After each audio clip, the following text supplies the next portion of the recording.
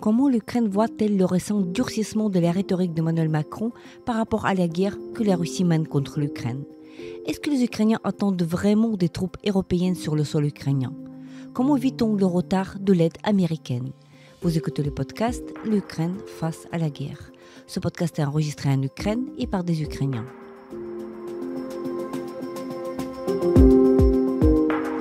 Dans ce podcast, nous racontons comment l'Ukraine continue à vivre et à résister face à l'agression russe. Nous proposons des analyses, mais aussi des témoignages. Nous essayons de vous faire comprendre l'Ukraine, son histoire, sa société et sa culture.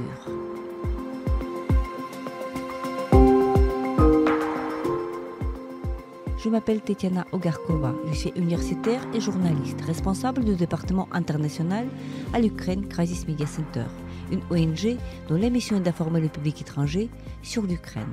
Avec moi, Volodymyr Yermolenko, philosophe et journaliste ukrainien, rédacteur en chef de ukraineworld.org, président du PEN Ukraine. Nous allons discuter de la façon dont la société ukrainienne traverse le début de la 3e année de la Grande Guerre et de ce que les Ukrainiens attendent maintenant des Européens et des Américains.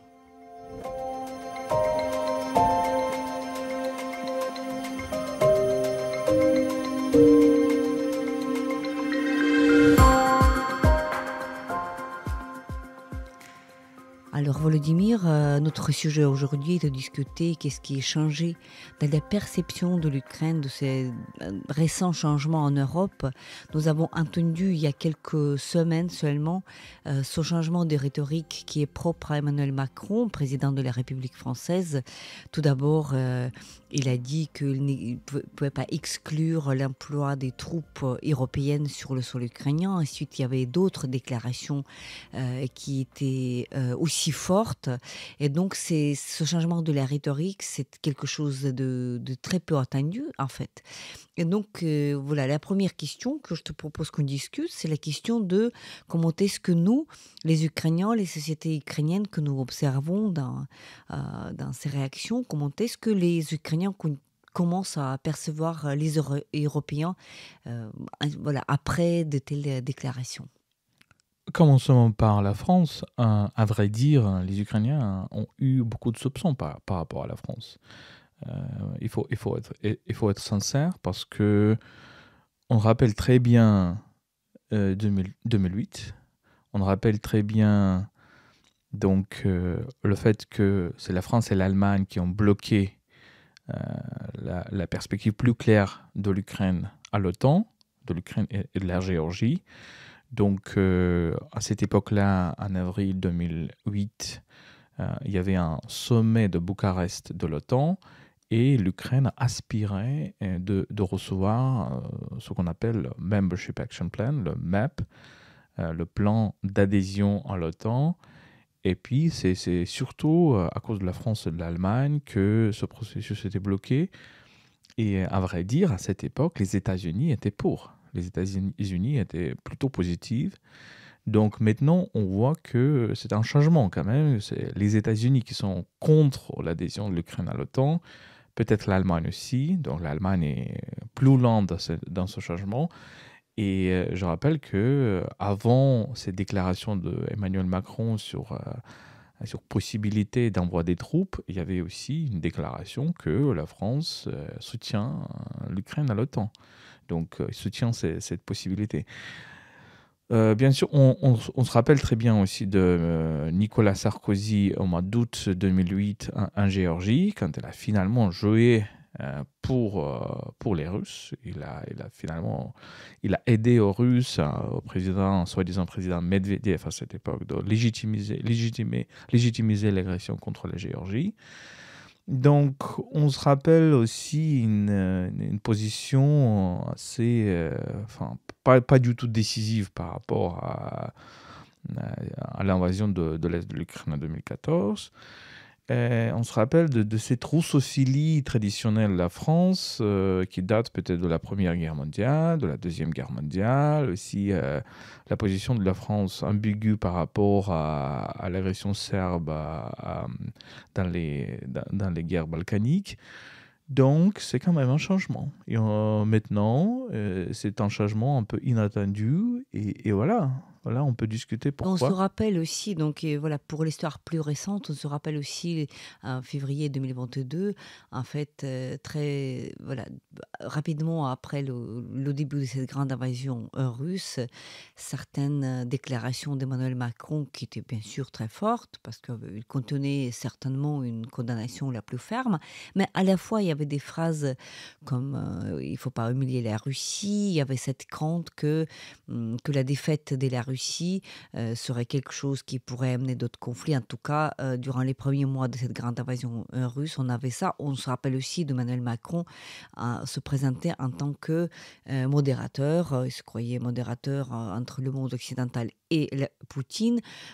Durant les jours et les semaines qui ont précédé l'invasion, on se rappelle très bien de cette longue table, donc Macron reçu au Kremlin, finalement, ce qui n'a pas donné de résultats. Donc, et aujourd'hui, donc justement, un peu plus de 2 ans, en fait. On attendait d'ailleurs Emmanuel Macron ici à Kiev pour le deuxième triste anniversaire de la grande invasion en février. Donc c'était une visite, ce n'est pas un secret, qui était en train de se préparer. Et finalement, elle était rapportée. Elle était rapportée pour une raison, une excuse de raison sécuritaire. Bien sûr, ça ne veut rien dire, mais plutôt, donc on attendait que la France allait sans doute se désengager encore plus, alors que ce qui se produit, c'est juste le contraire, parce que Emmanuel Macron est sorti avec des déclarations je dirais qu'il renverse la table en quelque sorte, puisque il crée pour le Kremlin en tout cas une situation de cette ambiguïté stratégique, c'est-à-dire qu'il n'a pas dit qu'il allait envoyer les troupes françaises sur le sol ukrainien, mais il a dit qu'il ne peut pas exclure cette opportunité. C'est comme Poutine qui ne dit pas qu'il va utiliser l'arme nucléaire contre, que ce soit l'Ukraine, que ce soit les pays européens au-delà, mais il n'exclut pas, c'est-à-dire que dans toutes les menaces étaient faites dans cette manière de créer cette ambiguïté qui paralyse l'autre. Et donc,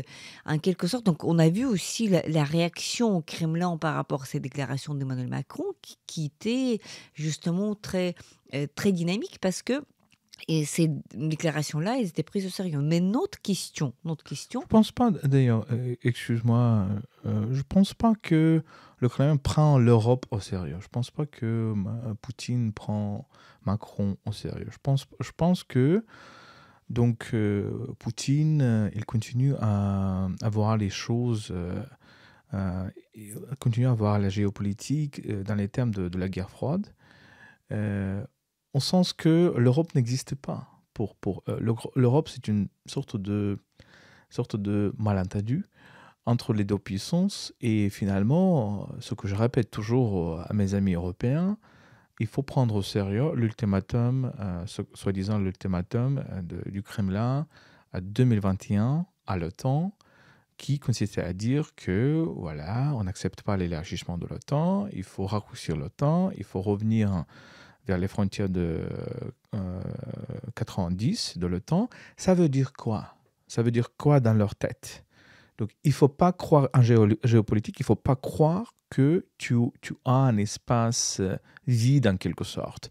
Aussi, dans la théorie, j'ai entendu pas mal des experts géopolitiques français, allemands, qui disaient, je ne sais pas, au début des années 2010 et même après 2014, qu'il faut avoir un buffer zone, il faut avoir...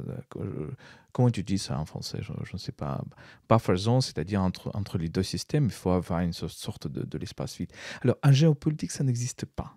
Donc, ce que les Russes aspirent, c'est que, voilà, ils peuvent aussi diviser l'Europe de nouveau. Il faut revenir au monde entre 1945 et 1975, entre Yalta et Helsinki un peu. Donc, je veux dire les accords de Yalta et les accords de Helsinki de 1975, qui a légitimisé un peu les frontières de l'Europe.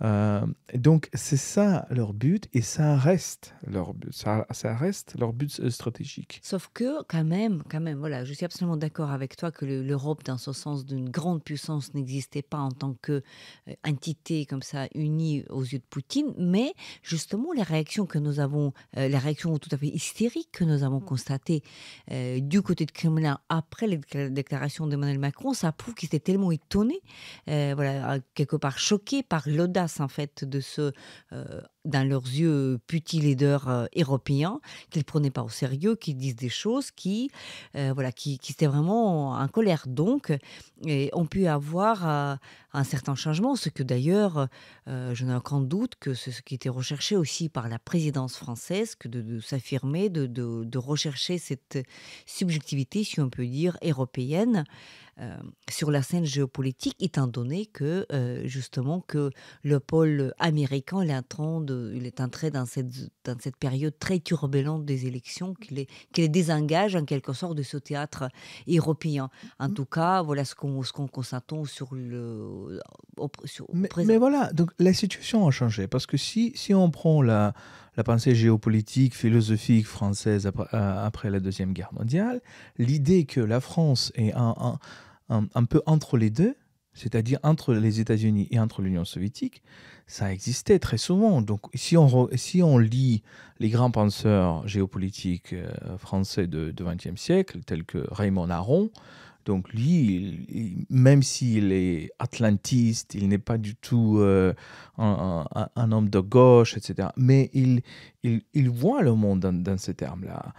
Gaullisme, c'est aussi le monde un peu comme ça. Donc, il faut être entre les deux, il faut avoir cet équilibre. Et je pense que Macron, initialement, quand il a inventé cette idée euh, de l'autonomie stratégique, il a compris que l'Europe n'est pas du tout au centre des intérêts américains. Et donc, il faut s'engager avec la Russie contre ces deux pôles nouveaux du monde actuel, c'est les États-Unis et la Chine.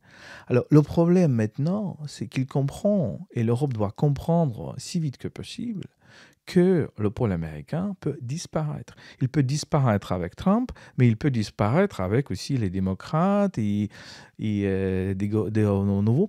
Pourquoi? Parce qu'ils vont se concentrer sur la Chine, ils s'abandonnent l'Europe. On voit ça à plusieurs niveaux. Et voilà, tu as un peu de vide, un vide géopolitique. Qui peut remplir ce vide? Ce ne sont pas des Allemands qui peuvent remplir ce vide parce qu'ils sont je sais pas, cette faiblesse, cette complexe. Donc les Allemands ne veulent pas devenir des leaders. Donc le En tout cas, Royaume-Uni, les militaires, les leaders économiques, et bien sûr, si. les leaders militaires et même diplomatiques, les Allemands n'en veulent pas. Le Royaume-Uni a quitté. Bruxelles, la Commission européenne peut devenir un leader et le Parlement européen, ils deviennent un peu dans certains niveaux. Mais côté géopolitique, géostratégique, militaire, nucléaire, bon, il n'y a que la France qui peut jouer son rôle. Et Macron a bien compris ça. Et donc voilà ce changement et donc ce nouveau, voilà, la quête pour le leadership européen qui il est bien le temps en fait, puisque justement voilà ce vide qui se crée de l'autre côté de l'Atlantique. Nous avons vu en fait 6 mois, ça fait déjà 6 mois de l'attente de cette aide américaine qui était pourtant promise à l'Ukraine. Et donc c'est un pas concret, mais derrière ce pas, voilà, donc derrière l'absence en fait de ce soutien à l'Ukraine, on trouve la position. Voilà, donc Donald Trump, il est très loin d'être président des États-Unis actuellement, mais il définit déjà en quelque sorte la politique étrangère des États-Unis, ce qui crée justement des angoisses, ce qui peut nous arriver, et pas uniquement à l'Ukraine, mais tout aussi bien à toute l'Europe et surtout à l'OTAN, puisque nous connaissons plusieurs déclarations très controversées, n'est-ce pas, de Donald Trump par rapport à l'OTAN. Et donc, même si tout peut changer, il peut déjà ne pas devenir président, il peut devenir président et devenir tout autre, il peut s'approprier justement la victoire ukrainienne dans cette guerre, c'est-à-dire que de faire tout le possible pour que justement cette victoire arrive. Donc, il y a plusieurs opportunités pour l'avenir, mais dans le présent, il est très clair que l'Europe se sent un peu délaissée, un peu seule. Et donc, voilà, cette initiative du président français, il est très bien placé, donc il n'est pas seul non plus. de comprendre des choses. On peut regarder du côté des pays baltes, où en fait cette conscience de danger que représente la Russie, elle est là. On peut regarder aussi de ce leadership absolument extraordinaire de président tchèque, M. Pavel, qui a fait justement une chose absolument incroyable. Il a accompli, en fait, en quelque sorte, cette promesse européenne que de livrer à l'Ukraine 1 million d'obus, donc ce qui était promis par l'Europe unie, qui n'a pas été fait parce que les stocks étaient vides. Et donc, justement, un président d'un pays d'une taille, on va dire, plutôt petite, quand même a pu ressembler toute une coalition avec côté français bien sûr, avec d'autres pour chercher partout sur ce globe en fait les obus nécessaires à l'Ukraine. Et donc tout ceci est important, mais notre question, voilà, ce qu'on veut que nos auditeurs français apprennent dans ce podcast, c'est comment est-ce que nous constatons que la société ukrainienne réagit à ce qu'on appelle, on essaie d'appeler ça un réveil de l'Europe. Bien sûr, c'est le début de ce processus-là qu'on espère. Qu'est-ce qu'on peut dire? Mon impression, et tu me diras si tu partages cette impression, c'est quand même que la France est beaucoup discutée depuis que Emmanuel Macron avait commencé à faire de telles déclarations, n'est-ce pas? Donc la société ukrainienne a très bien accueilli ces déclarations-là par rapport voilà, à cette ambiguïté stratégique, par rapport à l'emploi tout à fait hypothétique pour l'instant de l'emploi de troupes. En tout cas, donc ça a quand même changé cette impression-là que la France donnait durant les premiers mois et même premières années de cette grande guerre. Oui, mais permets-moi de revenir à la République tchèque parce que la République tchèque, c'est quand même... il faut bien voir le rôle de la République tchèque dans l'histoire globale, dans l'histoire européenne. Parce que ce rôle est très souvent négligé. Et moi, ce que m'énerve, c'est que l'histoire de la Deuxième Guerre mondiale commence par 1939. Et pourquoi 1939? Et pourquoi pas 1938? Pourquoi pas avec la partition de la Tchécoslovaquie? La seule vraie démocratie dans l'Europe centrale à cette époque. Donc, on se rappelle très bien le fameux essai de Milan Kundera, qui est récemment décédé, la tragédie de l'Europe centrale, quand il cite le Premier ministre anglais en disant que on ne va pas mourir for a far remote country of which we know little. Donc, c'est bien sûr, on se projette cette phrase pour la Tchécoslovaquie de 1938, pour la Hongrie de 1956, pour la Tchécoslovaquie encore 1968, et pour l'Ukraine aussi maintenant. Donc, il ne faut pas, et pour la Géorgie d'ailleurs, 2008, il ne faut pas sous-estimer le rôle des pays qui ne sont pas vraiment très connus parfois pour des grandes puissances. Mais ces pays, comme les Tchèques nous montrent aujourd'hui, ils peuvent parfois devenir des vrais leaders. Le même, on peut dire, sur les pays, comme tu as trouvé une phrase avec la taille pas très grande, mais la taille petite, mais ce sont des grands pays en termes de leur courage, comme Danemark, comme Finlande, comme le Norvège, comme l'Estonie, comme Lettonie, comme Lituanie, comme la Suède, comme même d'autres pays. Donc on voit, comme les Pays-Bas, on voit une certaine coalition entre les pays de l'Europe de l'Est et les pays nordiques. Et c'est très bien, c'est très intéressant que Macron a beaucoup cité récemment. Après sa déclaration, il a beaucoup cité donc, les pays baltes, les pays, je pense qu'il a parlé de l'Estonie, de Lettonie. Donc ça, c'est, pour revenir aux Ukrainiens, je pense que ça a été pris avec beaucoup de surprise. C'est-à-dire que, franchement, quand les Ukrainiens parlaient de l'Europe, c'est surtout les pays baltes qui sont des grands alliés, c'est les Polonais qui sont des grands alliés, même si avec certaines difficultés aujourd'hui. C'est plutôt la République tchèque qui est un allié, malgré à l'époque de la présidence de Zeman, etc. C'est les Roumains C'est pas les Slovaques. Donc, ce pas sont les les Tchèques, Slovaques, mais pas les ouais, Slovaques. ça dépend. Ça dépend. Il y a des grands amis slovaques aussi. Mais c'est des Nordiques, c'est des Scandinaves. Euh, mais plutôt la France, l'Allemagne, l'Italie, un peu l'Espagne étaient sceptiques. Et là, on voit vraiment un grand changement. On a eu un changement avec l'Italie, maintenant on a un changement avec la France, on a un changement quand même avec l'Allemagne qui est au premier rang en termes de l'aide en Ukraine, etc. Peut-être pas au premier rang dans le côté rhétorique, etc.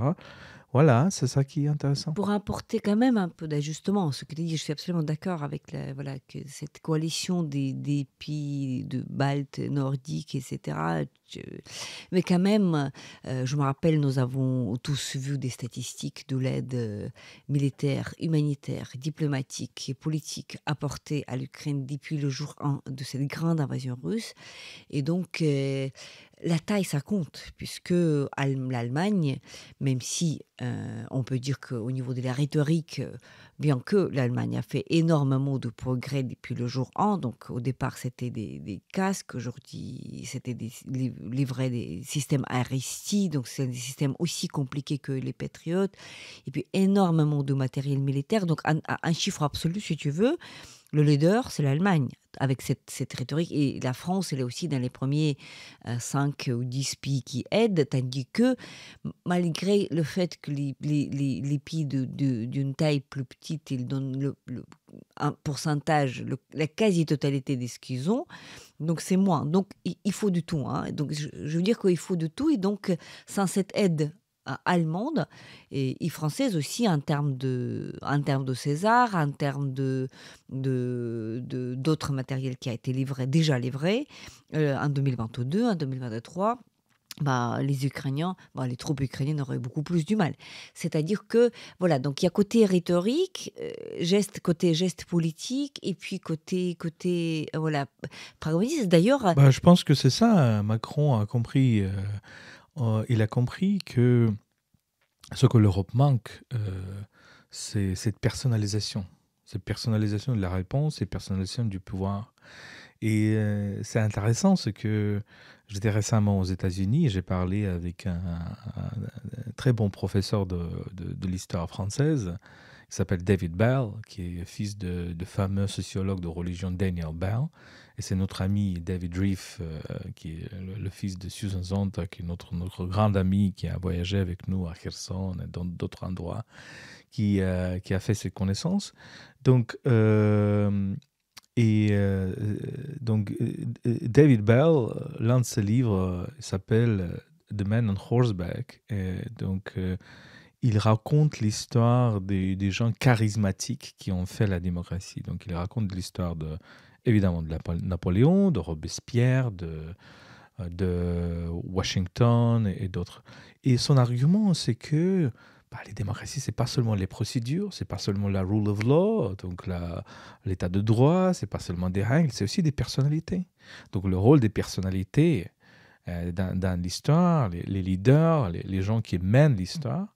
Et finalement, je pense que les Allemands ont peur de ce type de personnalité parce qu'il y a cette histoire de nazisme, de Führer, donc, qui est trop récente. Trop récente. Führer veut dire leader en allemand, donc cette peur de leadership.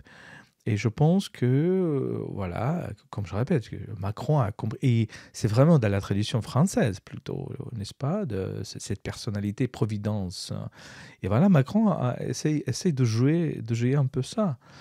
Ce qui m'a frappé en France, c'est que quand j'ai parlé avec mes amis français, et quand j'ai posé cette question sur leur attitude, leur attitude à la déclaration, Macron était plutôt sceptique et plutôt négatif, parfois même parmi... Ce qui est un contraste d'ailleurs, rappelons ça aussi, ce qui était un contraste évident avec la réception de ces idées et de ces paroles ici en Ukraine. Oui, absolument. Et il me semble que même le public éduqué pro-ukrainien en France, il est un peu en arrière par rapport à ce que Macron pense et dit. Mais leur irritation était aussi que ce n'était pas consulté avec des Allemands. et que ça a irrité des Allemands. Alors, ma réponse était, bah, malheureusement, on est dans une situation où les Allemands ont besoin d'un leadership extérieur. Donc, il était mené par des Américains. Alors, on ne donne pas des terroristes des missiles avant que les Américains nous donnent des ATACMS, etc. Donc, on est toujours en arrière des Allemands, des Américains. Bon, comme je répète, il faut partir de l'hypothèse. Peut-être les Américains vont revenir, j'espère. On espère bien que On espère cette aussi que les aide Américains va vont être revenir. votée, etc. Mais on n'a aucune garantie que c'est durable. C'est ça, il faut bien dire. On n'a aucune garantie, même si Trump ne devient pas président, aucune garantie que c'est durable. Parce qu'on voit que l'Amérique, franchement, il se concentre sur ses propres problèmes, ses propres divisions. Et c'est pour cela que c'est une chance pour l'Europe. Et c'est une chance pour cette autonomie stratégique européenne dont Macron rêve tellement. Et si les Allemands ne peuvent pas devenir des leaders là-dessus, il faut les Français. Il faut les Français pour cela. Oui, et si tu parles déjà de cette longue durée, de cette vision de l'avenir, c'est vrai que ce côté outre-Atlantique, il est plutôt décevant. Bah, nous espérons bien sûr que c'est un côté temporaire qui est plutôt lié à ces élections-là qui perturbent toute la vie politique. Et c'est vrai que il est quand même absurde, n'est-ce pas? Donc avouons que c'est absurde que de voir que la cause ukrainienne elle se tient voilà, des deux partis majeurs, donc des démocrates et des républicains. Les majorités des députés de ce parti soutiennent la cause ukrainienne, or que voilà, une minorité voilà, ils détiennent en otage tout le processus actuellement de le vote de l'aide de 61 milliards à l'Ukraine. C'est-à-dire que c'est quelque part une perversion en quelque sorte de la démocratie où la minorité après dicte voilà ce qui est. Mais si on parle voilà, de cette grande question de la longue durée, elle nous interpelle, elle nous intéresse. On est frappé ici en Ukraine de constater qu'il n'y ait pas de la vision stratégique pour cette guerre, pour ce conflit-là. Il n'y a pas, donc on a l'impression que les recettes du passé ne marchent pas, alors qu'il n'y a personne qui, qui a en capacité, sauf Ukraine, parce que l'Ukraine, donc la formule de la paix de Zelensky est très bien connue, même s'il est jugé idéaliste, irréalisable par certains sceptiques en Europe, mais elle existe. Donc il existe cette vision de la victoire ukrainienne. Il n'y a personne qui peut dire que les Ukrainiens ne savent pas ce qu'ils veulent. Les Ukrainiens savent très bien ce qu'ils veulent, quelle est la formule de la paix, quelle est la formule de la victoire, quelle est la formule de la punition de l'agresseur, réparation, etc., etc. Tout est écrit, tout est les mots sur papier. Ce qui manque, c'est la version, la vision géopolitique de cette victoire ukrainienne. Et donc, d'où en fait les formules, tout d'abord américaines, qui sont apparues dès 2022, 2023, c'est que nous allons soutenir l'Ukraine aussi longtemps qu'il faut, point final, mais qu'il faut pourquoi faire pour la défaite, pour la victoire. Et donc voilà cette formule qui était considérée comme la formule la plus forte. Aujourd'hui, ce que disent les Ukrainiens partout dans tous les panels à l'étranger, c'est qu'il faut remplacer cette formule qui ne veut rien dire, c'est-à-dire se tenir jusqu'à quoi? Jusqu'à l'éternité, jusqu'à que le dernier Ukrainien meure, parce qu'il n'est pas soutenu par des avions F-16. Et puis, rappelons aussi que les avions F-16, ce sont des très vieux avions, en fait, parce que les armées européennes disposent des avions beaucoup plus sophistiqués, donc pourquoi pas poser cette question-là? Et donc, remplacer cette formule par une formule qu'il faut soutenir l'Ukraine jusqu'à la victoire définitive et jusqu'à la défaite de la Russie. Alors qu'on a quand même l'impression que ce mot, que cette expression, que la défaite militaire de la Russie, il est évité, il est rapporté dans le temps, tout est fait de la sorte de remplacer les résultats par des processus. C'est-à-dire que créer ce simulacre de la réalité où la guerre en Ukraine devient un processus qui a eu bien un début, mais comme quoi elle n'a pas le fin. Et donc, et c'est son manque de résultats voulus, de la stratégie pour atteindre ce résultat qui est le plus problématique aujourd'hui. Bah parce que on ne réfléchit pas sur la question de la défaite de la Russie. dans les termes qu'il faut utiliser parce que ce qu'on a dans la tête, ce qu'on a en tête toujours, c'est la Deuxième Guerre mondiale. C'est que les nazis ont envahi le territoire soviétique. D'ailleurs, pas le territoire russe, mais surtout le territoire ukrainien, biélorussien, voilà. Et il y a une petite partie de la fédération russe actuelle qui a été touchée par la guerre. Donc c'est surtout l'Ukraine et le Bélarus qui ont souffert. Il y a pas mal, il y a pas beaucoup de gens qui parlent là-dessus, mais voilà, il y a cette idée de la Grande Guerre sur le territoire russe, etc. On n'oublie pas les guerres dans lesquelles lesquelles les Russes ont perdu, c'est-à-dire les guerres aux périphéries. La guerre de Crimée au 19e siècle, la guerre, finalement, on peut dire, la Première Guerre mondiale, pourquoi pas, que la Russie a perdue, la guerre en Afghanistan, la guerre à... quelle autre? Donc la guerre à... il y avait... on peut aussi dire aussi la guerre d'hiver contre Finlande, enfin, on peut discuter qui a gagné cette guerre quand même. Mais et la guerre russo-japonaise, évidemment, donc au début du XXe siècle. Cette guerre a produit des réformes en Russie, une certaine démocratisation. Donc la guerre en Crimée a produit la libération des esclaves. En Russie, la libération des serfs. Le fameux processus de l'abolitionnisme en Empire russe. Il n'y a pas beaucoup de gens qui parlent là-dessus. Donc la guerre russo-japonaise a produit les réformes de 1905, qui a produit la première constitution, le premier parlement. La défaite dans la Première Guerre mondiale a produit une très courte période de la guerre de la libération. De gouvernement libéral, on peut dire, qui a duré pas vraiment beaucoup longtemps, comme on sait. Et la guerre en Afghanistan, ça a produit quand même la chute de l'Union soviétique.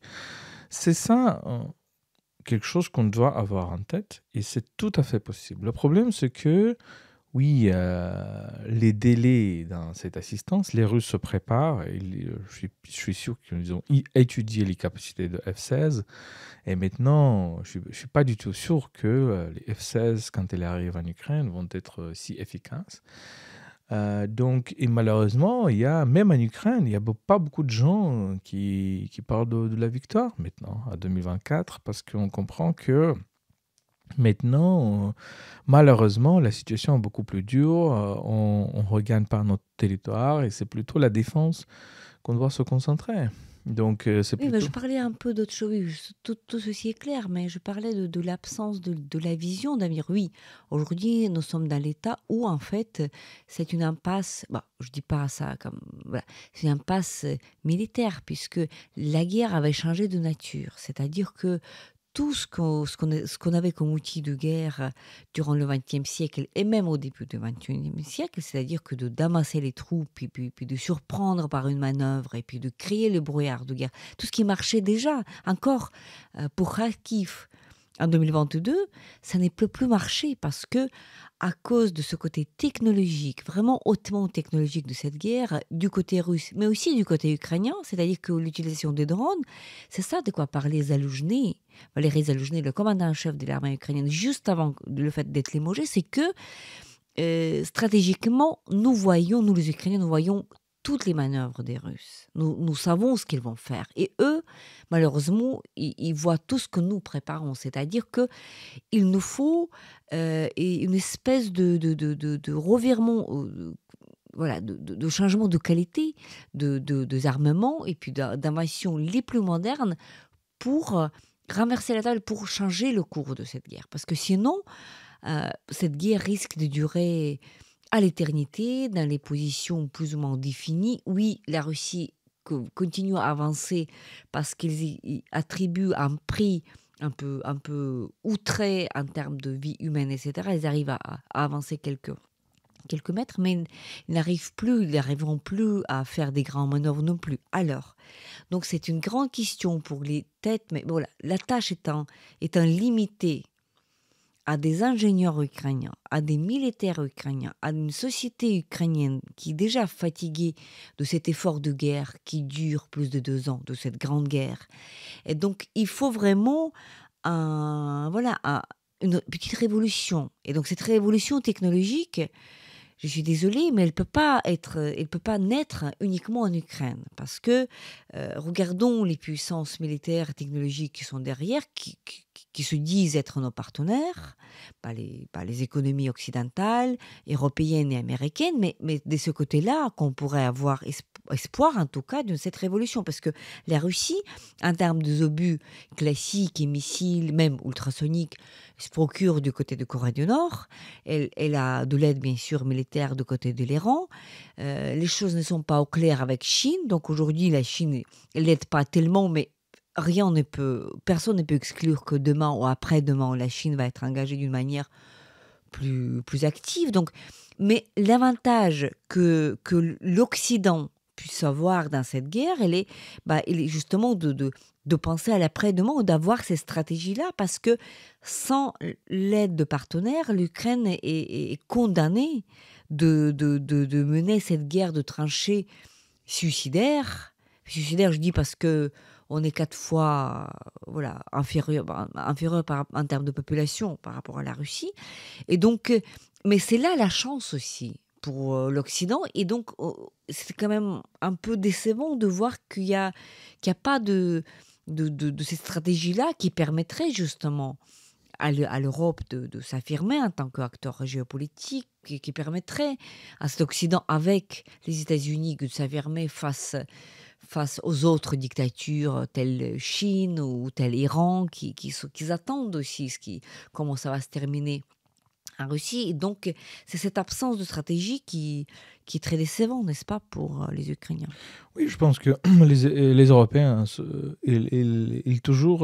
malgré tout ce changement, et même malgré ce changement de rhétorique chez Macron, les Européens, la majorité, ne comprennent pas le vrai danger de la Russie, le vrai danger militaire, parce qu'ils sont toujours dans le monde de la paix.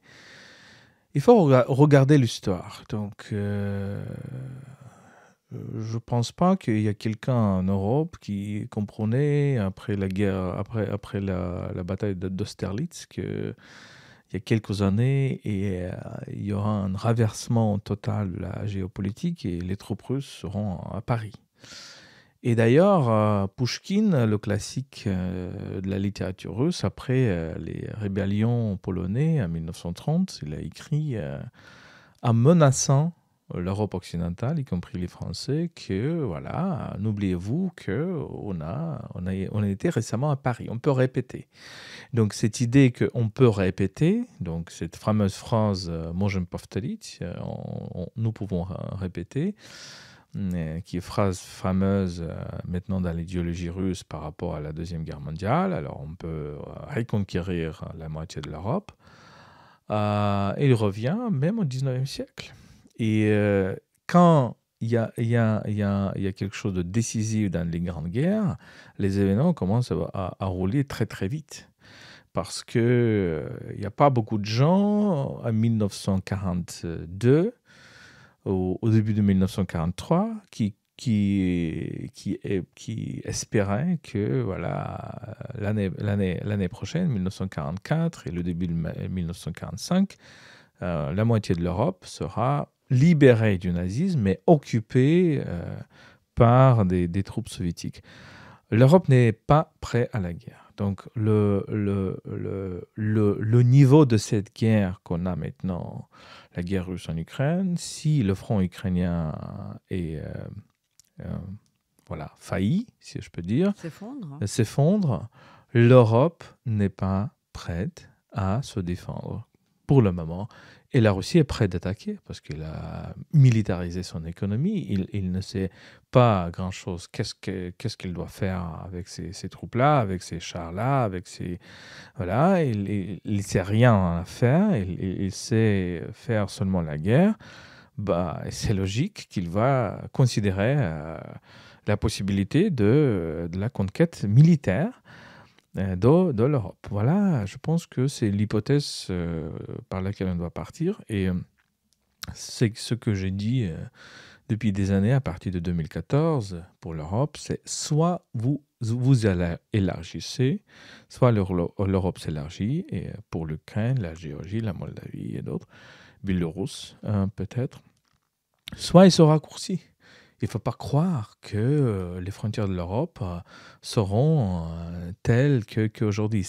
Maintenant, on est dans un flou géopolitique. On n'est pas dans une situation où les frontières sont stables. Ils ont été déstabilisés déjà. Voilà. Il faut oublier le monde où les frontières sont stables.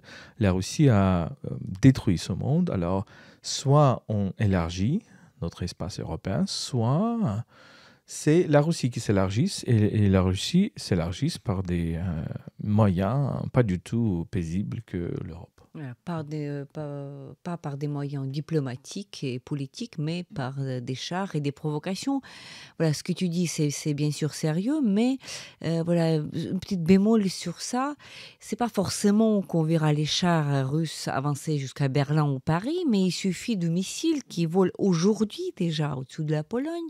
Donc, comme plusieurs fois déjà, et donc tout récemment, 39 minutes, un missile russe volait dans l'air polonais, alors que les Polonais le regardaient pour la Pologne, puis le temps regarder voler jusqu'à l'Ukraine en disant que voilà, ce missile ne constituait pas un danger direct pour nous, ce qui est bien douteux comme déclaration, parce que la prochaine fois, le missile peut atterrir en Pologne, et qu'est-ce que déjà vous allez faire, parce qu'il y a l'article 5, et donc ça va engager tout le monde. Merci Volodymyr pour cette conversation.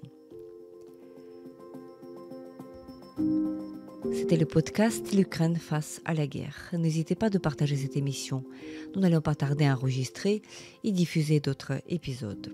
Je m'appelle Tetiana Ogarkova, j'étais accompagnée par Volodymyr Yermolenko, philosophe et journaliste ukrainien, rédacteur en chef de ukrainevolt.org et président du PEN Ukraine. Restez avec nous et soutenez l'Ukraine.